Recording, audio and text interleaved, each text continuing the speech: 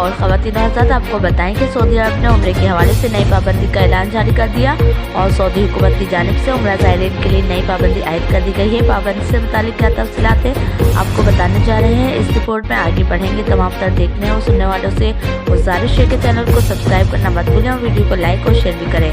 हुकूमत सऊदी का कहना है कि यहाँ पर रमज़ान मुबारक पे एक से ज़ायद उम्रा करने पर पाबंदी होगी। जिससे भी अफराद सऊदी अरब में उम्रे के लिए पहुंचे हैं वो सिर्फ एक वक्त पर एक ही उम्रा कर सकेंगे, क्योंकि ज़्यादा से ज़्यादा लोग जो है वो इस सादत को हासिल कर सके।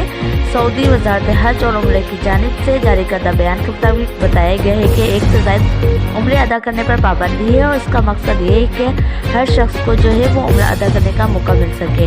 आपको बताएं कि सऊदी अरब की जानिब से बताया गया है कि रमज़ान के अंदर उम्रा ज़ायरीन की तादाद जो है नॉर्मल रूटीन से 3 गुना ज़्यादा है।